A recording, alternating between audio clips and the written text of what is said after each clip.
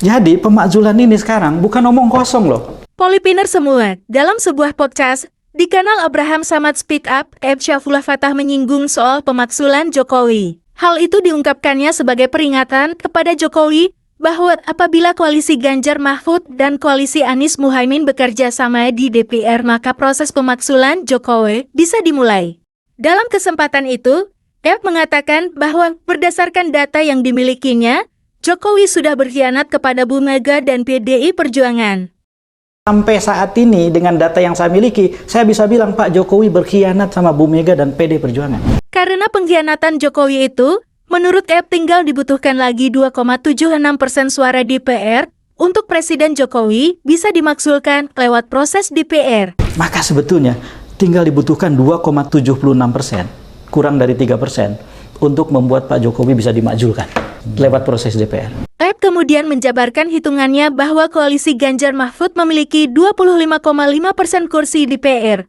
Koalisi Amin punya 29,05%. Hal itu sudah mencukupi untuk memulai proses pemakzulan di DPR. Koalisi Ganjar Pranowo dan Mahfud MD itu mencakup 25,5% kursi di DPR. Lalu kemudian koalisi Amin itu mencakup 29,05%. Apabila kedua koalisi itu bergabung, jumlahnya sudah 55,4%, sudah mencukupi untuk memulai proses pemakzulan Presiden Jokowi di DPR. Artinya kalau kedua koalisi ini bergabung, maka jumlahnya 54,55%. Kemudian menjelaskan bahwa untuk mengambil keputusan di DPR dibutuhkan 2/3 jumlah kursi DPR. Koalisi Ganjar Mahfud dan koalisi Amin harus mengajak pihak lain untuk bergabung. Mengasumsikan Demokrat bisa diajak bergabung untuk melakukan pemakzulan Presiden Jokowi. Tetapi untuk membuat keputusan dengan 2/3 kan 66,7%. Betul. Maka untuk mencapai 66,7%, dari mana kita cari?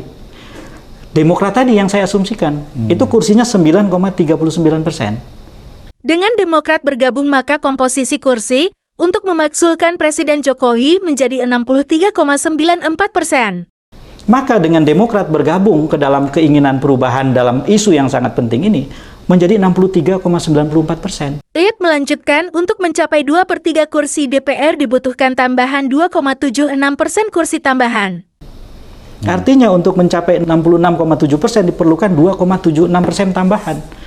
pun memberikan petunjuknya tentang siapa 2,76% anggota DPR yang bisa diajak bergabung untuk melakukan pemakzulan Presiden Jokowi. Siapa mereka yang 2,76% itu? Orang-orang dari partai di luar yang saya sebut tadi yang masih mau menjaga kewarasan mereka.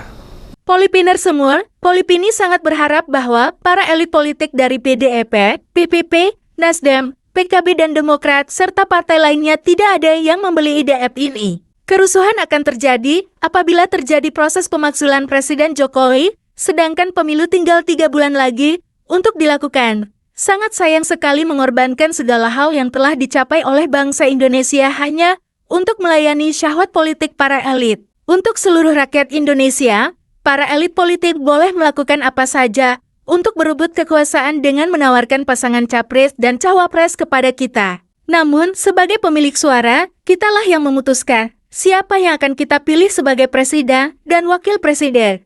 Maka bijaklah dalam menentukan pilihan.